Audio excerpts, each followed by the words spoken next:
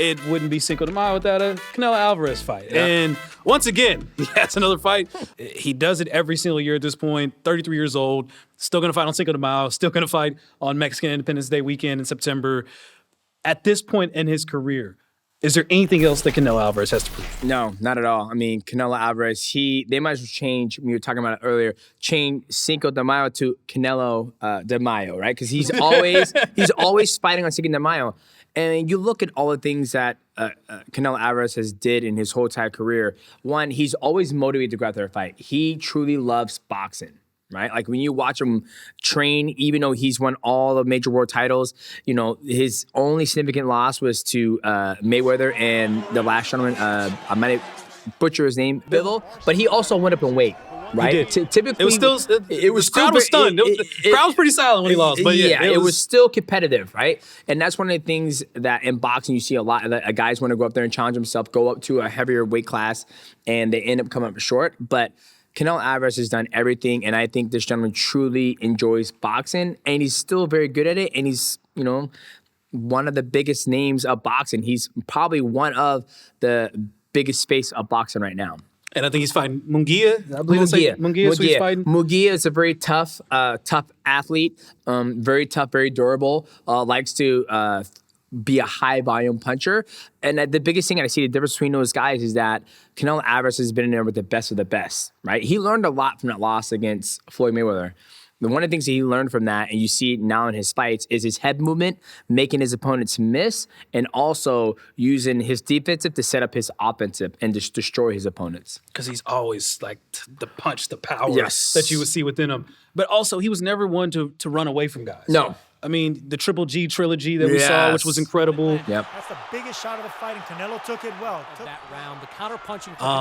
Caleb Plant, Yep. the list goes on. Even as he continued to age, he would fight guys who were much more younger than he was because he was always up for the challenge. And I think that's something that we just need to enjoy while he's still around, because during an era, there was other people, of course. Floyd Mayweather is still one of the best of all time, but we're more strategical and tactical in terms of when they would fight these guys. Where Canelo's like, yo, give me some gloves, give me a ref, give me some judges, and we can go. And that's something that I hope he can continue to cherish while he's still fighting. Absolutely. We'll miss him when he's gone. We won't appreciate him. People appreciate him now, but we're going to appreciate him even more when he leaves the sport. And then after you named off all the people he's fought, he's made such great adjustments in each of those fights. Like the one he was fighting Plant, and he hit him with that uppercut and just shattered his orbital bone because he was having a hard time, right? Because Plant had the speed advantage against him, but he made a couple adjustments through an unorthodox uppercut, caught him right there, and broke his whole face. So I'm super excited to see this fight. But once again, Canelo Alvarez, he's one of the best to ever do it. Very good in all the realms of boxing. Yeah, we talk about mindset a lot. We talked about it a lot on our previous episode. What does his mindset need to be like going into this fight, which maybe it seems like he's the easy dub? Am I wrong here? Like, is there a different mindset that when you're going in to where you got to make sure that you're in it so you don't slack off too much when you feel like this fight is yours? No, I think for him, he's different. He's truly different. When you look at all the stuff he's been able to accomplish in boxing, and a guy like Floyd Mayweather, right? He's accomplished so much in boxing that it's something they truly passionate about, and it's their craft, and they know they're leaving an amazing legacy behind.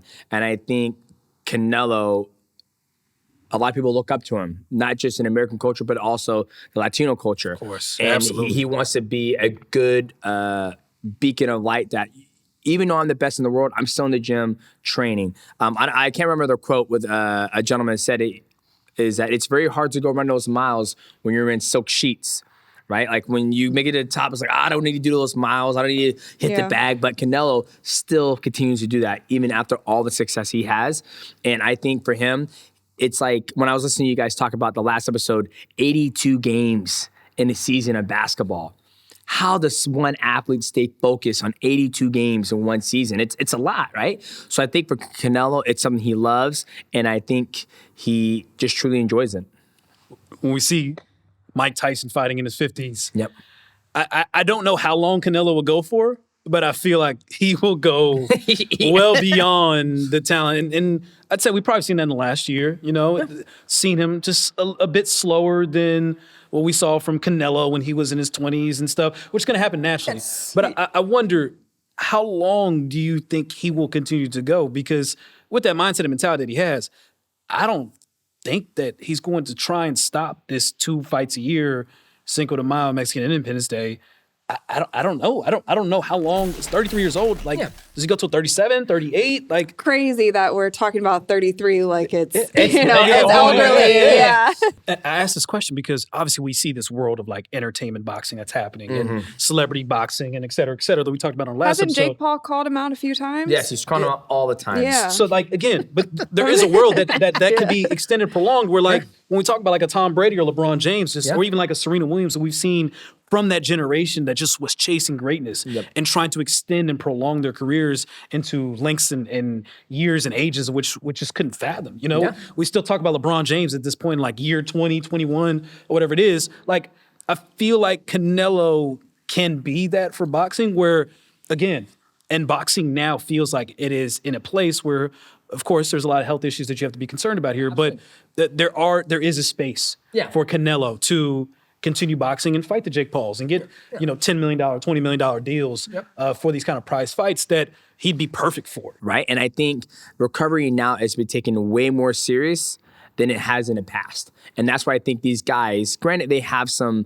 they're on the bell curve, but they also have that recovery on their side.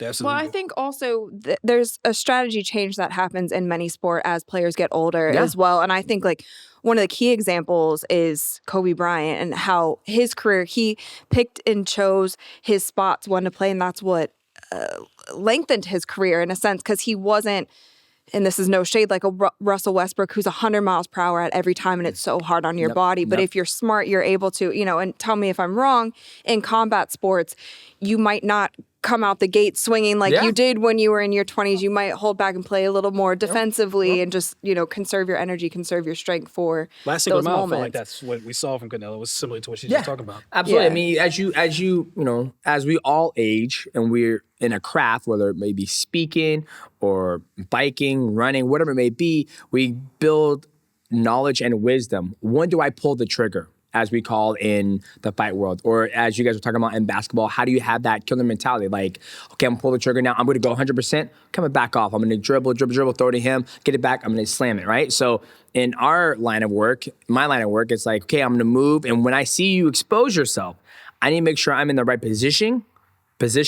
I'm not off balance, and I'm able to pull the trigger. And that's what you gain over time in wisdom. And that's why what we're seeing with Canelo right now is he's at this age where he might not be fast when he was 25, 26 years old, right? But the wisdom that he has gained of all those years of competing, we're going to see it on Canelo de Mayo. Not Canelo de Mayo.